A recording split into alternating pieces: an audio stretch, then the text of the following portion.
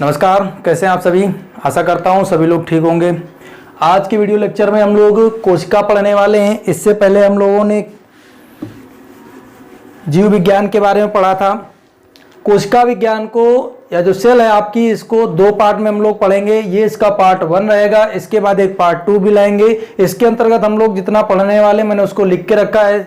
सबसे पहले हम कोशिका शब्द की उत्पत्ति पढ़ेंगे, फिर कोशिका की खोज पढ़ेंगे, कोशिका के प्रकार और कोशिका सिद्धांत और कोशिका की आकृति व आकार आदि की जो है हम लोग चर्चा करेंगे इस वीडियो के अंतर्गत। दूसरा वीडियो जो होगा उसमें कोशिकांग के बारे में बात करें था, उनके जो वर्क हैं उनके बारे में हम लोग बात करने वाले हैं। एक बात कहना चाहता हूं कि यदि अगर आपको वीडियो पसंद आता है तो चैनल को सब्सक्राइब कर लीजिए और बेल आइकन को प्रेस कर लीजिए। इसके अलावा वीडियोस को अपने दोस्तों को भी शेयर कर दीजिए, ठीक है। तो चलिए शुरू करते हैं आज की वीडियो को। अगर हम बात करें सेल की, तो यदि अगर सबसे सूक्ष्मतम जीवों को छोड़ दिया जाए, सबसे सूक्ष्मतम जो अत्यंत सूक्ष्म जीव हैं अगर उनको छोड़ दिया जाए, तो जितने भी जीवधारी हैं वो चाहे फिर पादप हो या फिर जंतु हों। पादप मतलब पेड़ पौधे हों या फिर जंतु मतलब एनिमल, हम लोग जो भी हैं अगर हैं, ठीक है, तो इनके सभी के शरीर का निर्माण, इनके सभी के शरीर का निर्माण जो है वो कोष्ठों के द्वारा हुआ है। किसके द्वारा हुआ है? कोष्ठों के द्वारा हुआ है। कोष्ठों के द्वारा हुआ है और इन्हीं कोष्ठों को हम क्या कहते हैं? सेल कहते हैं। इन्हीं कोष्ठों को हम सेल कहते हैं, ठीक है। जो सेल जो होता है आपका, एक चीज ध्यान रखना, जो आपका सेल जो होता है ये जीवन से संबंधित जितनी भी क्रियाओं की आवश्यकता होती है, जीवन से संबंधित जितनी भी प्रक्रियाओं की आवश्यकता होती है वो सभी की सभी सेल के अंतर्गत होती हैं। और इसी के कारण जो है कोई भी जीवधारी हो उसकी सेल जो होती है वो संरचनात्मक तथा क्रियात्मक इकाई के रूप में जो है दिखाई पड़ती है, ठीक है। अर्थात हम दूसरे शब्दों में कहें तो सेल जो होता है वो एक तरीके से अगर कोई स्ट्रक्चर बनाया जा रहा है तो उसका नींव होता है। जिस तरीके से कोई मकान आदि का निर्माण हुआ होता है तो उसमें जो एक छोटी सी ईंट होती है वो सेल के रूप में कार्य करती है और वो उसका मकान जो है ना वो बनता हुआ चला जाता है। तो उसी तरीके से हमारी बॉडी में, किसी जीवधारी के शरीर में सेल जो होती है उसी भांति कार्य करती है, ठीक है। अगर आगे हम बात करें सेल के बारे में तो सबसे पहली बात आती है कोशिका शब्द की उत्पत्ति कैसे हुई। कोशिका शब्द की उत्पत्ति जो है एक लैटिन भाषा का शब्द है। इसका लैटिन भाषा एक शब्द है जिसका नाम है सेलुला, और इसी सेलुला शब्द से जो है सेल शब्द की उत्पत्ति हुई है। सेल शब्द की उत्पत्ति सेलुला से हुई है और सेलुला का अर्थ जो है उसका अर्थ है एक कोष्ठ। क्या है? एक कोष्ठ। और इसी कोष्ठ को हम क्या कहते हैं? इसी कोष्ठ को हम सेल कहते हैं, है ना। सेल का मतलब क्या होता है? एक छोटा कमरा, एक छोटा कमरा।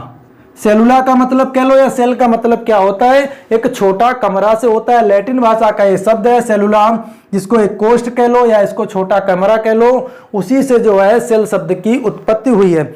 इसके बाद में अगर हम बात करें कोशिका की खोज की, तो कोशिका के खोज की बात जो है एक व्यक्ति हैं रॉबर्ट हुक। रॉबर्ट हुक महोदय ने सन 1665 में पहली बार एक संयुक्त सूक्ष्मदर्शी का आविष्कार किया। संयुक्त सूक्ष्मदर्शी का आविष्कार किया। देखिए क्या होता है कि जो सेल्स होती हैं बहुत ही छोटी होती हैं, माइक्रो होती हैं, तो इनको नंगी आंखों से देख पाना मुश्किल होता है। तो इनको देखने के लिए सूक्ष्मदर्शी की आवश्यकता होती है। तो जब सूक्ष्मदर्शी शुरू में था ही नहीं तो कोई और कैसे खोज पाता। तो इसलिए रॉबर्ट हुक ने 1665 में जो है किसका आविष्कार किया? संयुक्त सूक्ष्मदर्शी का आविष्कार किया। और इसी संयुक्त सूक्ष्मदर्शी के साथ में जो है जो आपकी सेल जो है, कोशिका जो है, उसके उसके खोज का जो इतिहास है उसकी शुरुआत हो जाती है। अर्थात 1665 में ही रॉबर्ट हुक जो थे, जो बोतल होती है ना, बॉटल जो होती है, बॉटल की ऊपर एक कैप लगाया जाता है और वो उस जमाने में कैप जो होता था वो लकड़ी का हुआ करता था। तो उसी लकड़ी के कैप जो कॉर्क था उसको कॉर्क बोलते हैं, कॉर्क, है ना, उसे कॉर्क बोलते हैं। उसी लकड़ी के कॉर्क का अध्ययन, उसकी जो ऊपरी परत थी ऊपरी परत जो थी उसी परत का जो है वो अध्ययन कर रहे थे, और अध्ययन करते हुए उन्होंने पाया कि उनकी ऊपरी परत जो है, कॉर्क की जो ऊपरी परत है वो मधुमक्खी के छत्ते नुमा जो है दिखाई पड़ रही है। तो उसमें छत्ते में देखा हुआ कोष्ठ नुमा जो है आकृतियां बनी होती हैं, तो उसी आधार पर इन्होंने उसका नाम कोष्ठ रखा। क्या नाम रखा? कोष्ठ रखा। और वास्तव में ये कोष्ठ ही क्या है? ये सेल हैं। कोष्ठ ही जो है ये सेल हैं।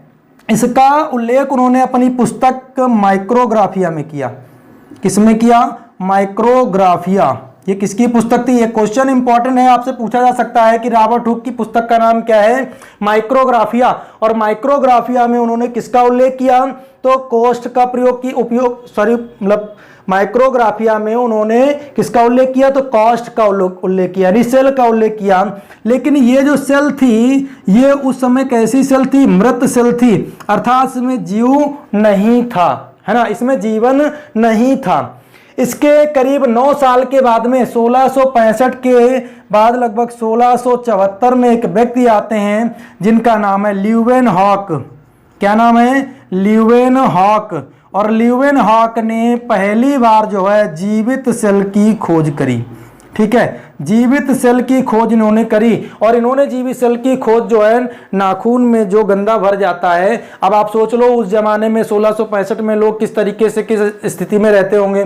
नाखून काटने का शायद ही किसी को ज्ञान रहता होगा, है ना। तो नाखूनों के अंदर जो गंदा भर जाता है तो उसमें कई सारे जीवाणु जो है पनप जाते हैं।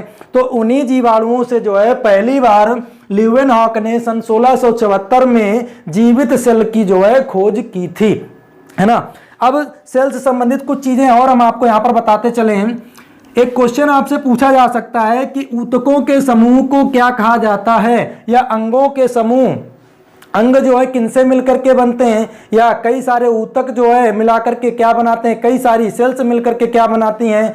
तो ये चीज ध्यान रखना, कई सारी कोशिकाएं जो है मिलकर के, कई सारी कोशिकाएं मिलकर के ऊतक का निर्माण करती हैं, ऊतकों का निर्माण करती हैं। और कई सारे ऊतक मिलकर के किसका निर्माण करते हैं? अंगों का निर्माण करते हैं। और कई सारे अंग मिलकर के शरीर का निर्माण करते हैं। ठीक है, तो ये चीज ध्यान रखना।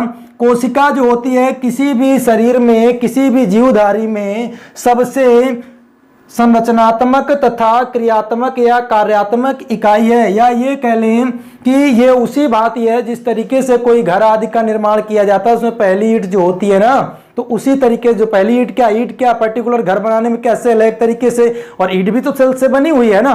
लेकिन मैंने एक उदाहरण तौर बताया आपको कि नहीं, जो सेल जो है लाइका ईंट घर बनाया गया तो उसमें ईंट लाइका जो है सेल होती है। ठीक है, तो कोशिका से ऊतक, ऊतक से अंग और अंग से शरीर का जो है निर्माण होता है। एक क्वेश्चन आपसे पूछा जा सकता है कि जो आपके जीवधारी होते हैं उनमें विशिष्ट सेल्स पाई जाती हैं, यानी कि सेलों का समूह पाया जाता है। मान लो मैं अपनी बात कर लूं तो हमारे शरीर में क्या है, हम लोग अपनी बात अगर करें तो हमारे शरीर में क्या बहुत सारी विशिष्ट सेल का भंडार है ना। तो एक बात बताइए, जिस तरीके से विशिष्ट सेल्स जो होती हैं वो भोजन का ग्रहण करती हैं, पाचन करती हैं, ऊर्जा उत्पन्न करती हैं, इसके अलावा श्वसन आदि करती हैं, तो क्या पर्टिकुलर एक सेल अगर कह लिया जाए, कोई एक सेल अगर जो होगी तो वो भी क्या ये कर पाएगी?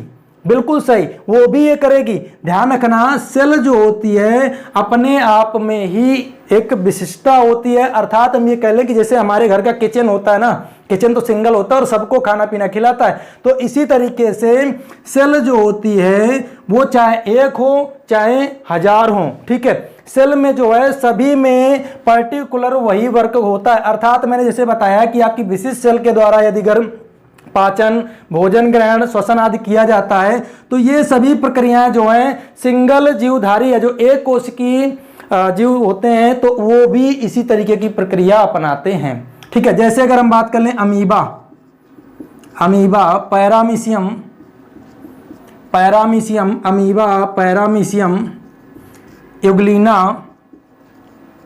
युगलीना, ये सब क्या है? ये सब एक कोशिकी हैं, है ना। और हम क्या है? बहुकोशिकी हैं। तो अब इनमें एक कोशिका है तब भी ये जीवित रहते हैं, और हम में हजारों लाखों करोड़ों कोशिकाएं तब हम भी जीवित रहते हैं। इसका मतलब क्या हुआ कि सेल चाहे एक हो चाहे करोड़ हो, उनमें सब में वही प्रक्रिया होगी जो ज्यादा वाले में होती है। ठीक है, सेल जो होती है ध्यान रखना है। इसका मतलब क्या निकल के आता है कि जो सेल होती है वह अपने आप में एक खुद संपूर्ण जीव होती है, या ये कह लें कि प्राणी होती है ना। सेल जो होती है अपने आप में एक संपूर्ण प्राणी या जीव हम कह सकते हैं कि वो खुद होती है।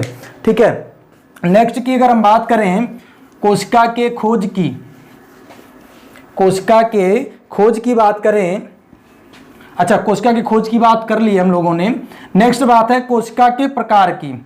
कोशिका के प्रकार की अगर हम बात करें तो कोशिका के प्रकार जो है वो दो प्रकार से जो है कोशिकाओं को बांटा गया है।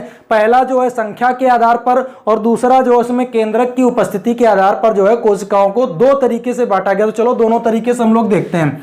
कोशिका के प्रकार, कोशिका के प्रकार पहले टाइप में अगर हम बात करें, फर्स्ट टाइप में अगर हम बात करें तो कोशिका जो होती है वो संख्या के आधार पर है। किसके आधार पर? संख्या के आधार पर है। संख्या के आधार पर जो कोशिका होती है वो दो प्रकार की होती है। संख्या के आधार पर कोशिका दो प्रकार की होती है। एक तो होती है एक कोशिकीय, और दूसरी आपको सब पता है बहुकोशिकीय होती है। एक तो एक कोशिकीय और दूसरी बहुकोशिकीय होती है। एक कोशिकीय में कौन शामिल होता है? अभी मैंने बताया था, अमीबा हो गया, पैरामीशियम हो गया, यूग्लिना हो गया। ये जो है आपके किस में आते हैं? एक कोशिकीय में आते हैं। बहुकोशिकीय में कौन आ जाता है? पादप आ जाते हैं, अर्थात पेड़ पौधे आ जाते हैं। केचुआ, जोंक, ये सब किस में आते हैं? बहुकोशिकीय में आ जाते हैं। अर्थात हम लोग जो भी आपके बहुकोशिकों से बने होते हैं वो सब जो है बहुकोशिकीय में आते हैं। और एक कोशिकीय के बारे में हमने आपको बता दिया। यहाँ से क्वेश्चन पूछा जा सकता है कि निम्नलिखित में से एक कोशिकीय प्राणी कौन सा है ना? तो आप बता दीजिएगा एक कोशिकीय प्राणी इनमें से कौन सा है। एक सेकेंड, अब देखिए कोशिका दूसरे तरीके से अगर पूछा जाए केंद्रक की रचना के आधार पर कोशिका कितने प्रकार की होती है, तो केंद्रक की रचना के आधार पर भी कोशिका जो होती है वो दो प्रकार की होती है। कौन सी होती है? पहली तो प्रोकैरियोटिक कोशिका यानी प्रोकैरियोटिक सेल, और दूसरी यूकैरियोटिक सेल यानी कि केंद्रक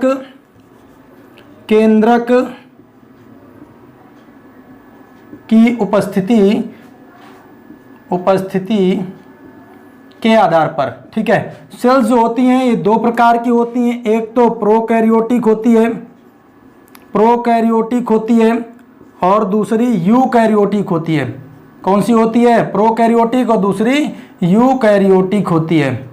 यूकैरियोटिक यानी कि सेल यानी केंद्र की उपस्थिति के आधार पर जो है सेल जो होती हैं दो प्रकार की होती हैं, प्रोकैरियोटिक और यूकैरियोटिक। तो चलो इनके बारे में थोड़ा डिस्कस कर लेते हैं। प्रोकैरियोटिक जो सेल्स होती हैं ये अविकसित सेल्स होती हैं, यानी इनका विकास जो है नहीं हुआ होता है, जबकि यूकैरियोटिक जो हैं ये पूर्ण रूप से विकसित सेल्स हैं, है ना। प्रोकैरियोटिक जो हैं ये सेल जो हैं केवल और केवल नीले हरे शैवालों में पाई जाती हैं, नीले हरे शैवालों, इसके अलावा जीवाणुओं में और विषाणुओं में जो है ये सेल्स जो है आपकी पाई जाती हैं। कौन सेल? Prokaryotic cells. इन प्रोकैरियोटिक सेल्स में जो केंद्रक होता है ये अनुपस्थित होता है, अर्थात केंद्रक नहीं होता है, और केंद्रक के अंदर केंद्रिका होता है, केंद्रक के अंदर एक केंद्रिका होता है। ठीक है, केंद्रिका जो होता है वो भी इनमें अनुपस्थित होता है, जबकि यूकैरियोटिक में जो है केंद्रक उपस्थित होता है,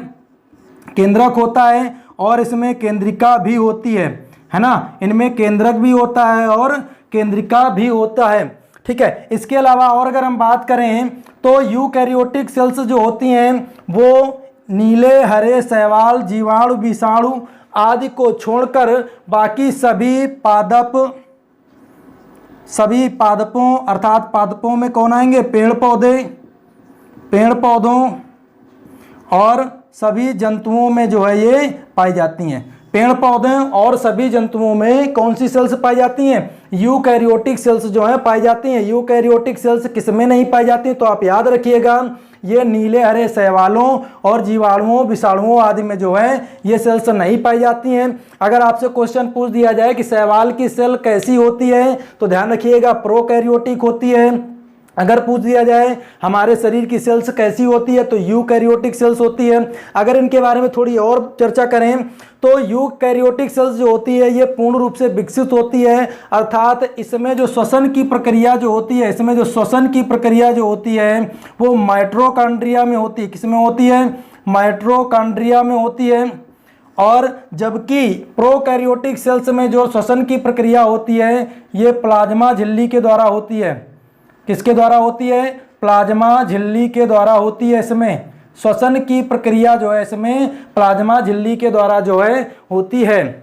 ठीक है, नेक्स्ट अगर हम बात करें, देखिए ये हमने प्रोकैरियोटिक और यूकैरियोटिक कोशिकाओं के बारे में यानी कोशिका के प्रकार जो हमने सेल्स के टाइप जो हैं उनके बारे में पढ़ लिया। अगला कोशिका सिद्धांत के बारे में हम लोग थोड़ा पढ़ लेते हैं। कोशिका सिद्धांत से संबंधित दो व्यक्ति जर्मनी के दो व्यक्ति हैं जो जुड़े हुए हैं। एक हैं स्लाइडेन और दूसरे स्वान हैं, यानी स्लाइडेन स्वान के नाम से जो है ये प्रचलित है। कोशिका सिद्धांत आपसे पूछा जाता है क्वेश्चन कि कोशिका सिद्धांत किसने दिया, तो स्लाइडेन व स्वान ने दिया है। तो चलो इसको जरा ठीक से देख लेते हैं। बात है 1838 की, जब एक जर्मनी के वैज्ञानिक थे जिनका नाम था स्लाइडेन।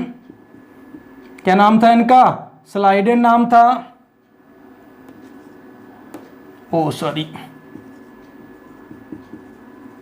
स्लाइडेन है ना। 1838 में जर्मनी के वैज्ञानिक स्लाइडेन ने पादप कोशिका सिद्धांत दिया। पादप कोशिका सिद्धांत दिया। अब आपसे क्वेश्चन पूछेगा कि पादप कोशिका सिद्धांत किसने दिया, तो स्लाइडेन ने दिया। अगर जंतु कोशिका का सिद्धांत अगर आपसे पूछ लिया जाए तो 1839 में जर्मनी के ही वैज्ञानिक थे और इनका नाम क्या था? स्वान नाम था इनका। ठीक है, तो इसीलिए स्लाइडेन व स्वान कहते हैं। और इन्होंने जंतु कोशिका का सिद्धांत दिया था, है ना।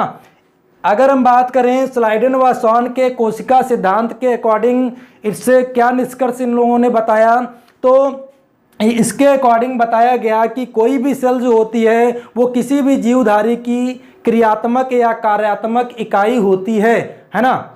जैसे हमने अभी बताया था न्यू वाली बात, तो उसी तरीके से जो है प्रमुख जो होती है वो सेल होती है। इसके अलावा बताया कि जीवधारियों में जो सेल्स होती हैं वो पुरानी सेल्स के टूटने से ही नई सेल्स का जो है निर्माण होता है। यह किसके द्वारा बताया गया? यह स्लाइडेन व स्वान के द्वारा जो है कोशिका सिद्धांत के तहत जो है बताया गया। तो ये चीज़ भी क्लियर हो गई कि कोशिका सिद्धांत किसने दिया, तो स्लाइडेन व स्वान ने जो है दिया। ठीक है, नेक्स्ट बात आती है कोशिका की आकृति और आकार की बात कर लें। तो इसमें देखिए कोशिका की आकृति व आकार की अगर हम बात करें तो एक बात आती है कि कोशिका की आकृति, तो अगले चैप्टर में जो अगला जो वीडियो इसका पार्ट 2 लाएंगे उसमें बताएंगे। लेकिन अगर कोशिका के आकार की बात किया जाए तो एक क्वेश्चन पूछा जाता है कि कोशिका के आकार का मापन जो है हम किससे करते हैं, तो इसका मापन जो है हम लोग करते हैं माइक्रोमीटर से। किससे करते हैं? माइक्रोमीटर के द्वारा जो है इसका मापन किया जाता है। ठीक है, या इसको माइक्रोमीटर को माइक्रोन भी कहते हैं, है ना। क्या कहते हैं? माइक्रोन। ठीक है, जिन लोगों ने हमसे पढ़ा उनको पता होगा बहुत ढंग से कि माइक्रोन जो है हमने किस में बताया था, फिजिक्स के अंतर्गत माइक्रोन के बारे में बताया था। इसके अलावा जो सेल है उसको हम एंगस्ट्रॉम में भी माप सकते हैं। किसमें? एंगस्ट्रॉम में भी माप सकते हैं। माइक्रोन जो होता है वो किसी भी जीवधारी या जो आपके सजीव जो होते हैं उसमें एक, अगर पूछ दिया जाए कि 1 माइक्रोन जो है वो 1 मीटर का लगभग 1,00,000वां भाग हो सकता है। कौन सा? 1,00,000वां भाग जो है हो सकता है। ठीक है, किसका? पर्टिकुलर देखो समझ लीजिए फिर से इसको। कोई भी जीवधारी होता है उसकी सेल्स जो होती हैं, मतलब उसकी जो सेल्स हैं उसकी 1 माइक्रोन जो होता है वो 1 मीटर के 1,00,000वें भाग के लगभग समान होता है। ठीक है, इसके अलावा हमने बताया कि एंगस्ट्रॉम से भी माप सकते हैं। 2 क्वेश्चन मैं आपसे यहाँ पर पूछ रहा हूँ, बताना जरा। माइक्रोन कमेंट बॉक्स में जाकर के जरूर बताइएगा कि माइक्रोन जो है ये किसका मात्रक है और एंगस्ट्रॉम किसका मात्रक है। और एक क्वेश्चन बताना है आपको कि 1 माइक्रोन बराबर कितना होता है। दूसरा क्वेश्चन आपको बताना है कि 1 एंगस्ट्रॉम बराबर कितना होता है। ये 4 क्वेश्चन आप लोग क्या करेंगे, कमेंट बॉक्स में ज़रूर देंगे। जो लोग हमसे पढ़ चुके हैं उन लोगों को बहुत ढंग से पता होगा कि हमने पढ़ाया है, और जो लोग नहीं पढ़े हैं वो किसी तरीके से जो है आंसर देंगे ज़रूर, ठीक है, कमेंट बॉक्स में। इसके अलावा 1-2 क्वेश्चन और आपसे पूछे जा सकते हैं, जैसे सबसे छोटी कोशिका किसकी होती है। सबसे छोटी कोशिका अगर हम बात करें तो सबसे छोटी कोशिका का नाम है माइकोप्लाज्म। क्या नाम है? माइकोप्लाज्म। और ये माइकोप्लाज्म जो होती है जीवाणुओं की कोशिका होती है। किसकी होती है? जीवाणुओं की कोशिका होती है ये, ठीक है, जीवाणुओं की ये कोशिका होती है। और इसका आकार जो है वो 0.1 माइक्रोमीटर से लेकर के 0.5 माइक्रोमीटर तक हो सकता है ना। अर्थात हम क्या समझे इसमें कि सबसे जो छोटी सेल होती है उसका आकार 0.1 माइक्रोमीटर से लेकर के 0.5 माइक्रोमीटर तक जो है संभव है। तो हमने बताया कि सबसे छोटी कोशिका किसकी होती है, तो जीवाणुओं की होती है।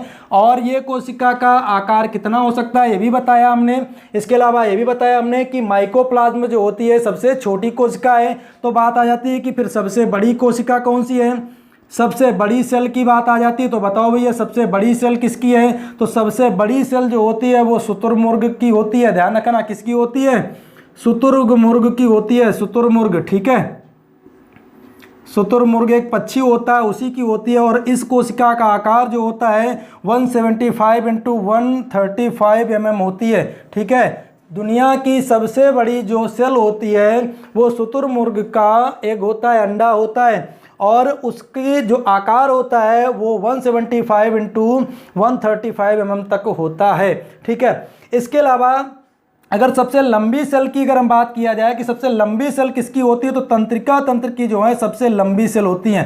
तंत्रिका तंत्र की जो सेल्स होती हैं वो सबसे लंबी सेल्स होती हैं, और इनकी लंबाई लगभग 19 माइक्रोन मीटर होती हैं। कितनी? 19 माइक्रोन मीटर। अगर पूछ लिया जाए कि शरीर में सबसे लंबी, शरीर में सबसे बड़ी, यानी मानव शरीर की हम बात कर रहे हैं, ठीक है, मानव शरीर में सबसे बड़ी कोशिका कौन सी होती है, तो तंत्रिका तंत्र की कोशिका होती है, ठीक है। अगर एक क्वेश्चन, चलो ठीक है, ये क्वेश्चन तो आपको पता है कि तंत्रिका तंत्र की सेल जो होती है मानव शरीर में सबसे बड़ी सेल होती है। तो फिर ये बताइए मानव शरीर में दूसरी सबसे बड़ी सेल कौन सी होती है और सबसे छोटी सेल्स कौन सी होती हैं। तो चलो इनके बारे में हम बात कर लेते हैं। सबसे छोटी सेल की अगर हम बात करें शरीर में तो वो शुक्राणु होते हैं। कौन होती हैं? शुक्राणुओं की जो सेल्स होती हैं, शुक्राणुओं की जो सेल्स होती हैं वो सबसे छोटी सेल्स होती हैं शरीर में। और दूसरी सबसे छोटी सेल की हमने बात करी है शरीर में, दूसरी सबसे छोटी सेल की अगर हम बात करें तो दूसरी सबसे छोटी सेल जो है आपकी वो किसकी है? आरबीसी है, आरबीसी है। और आरबीसी सेल की जो लंबाई होती है लगभग वो 7 माइक्रोन होती है, 7 माइक्रोन, मीटर कह लो या माइक्रोन कह लो, ठीक है।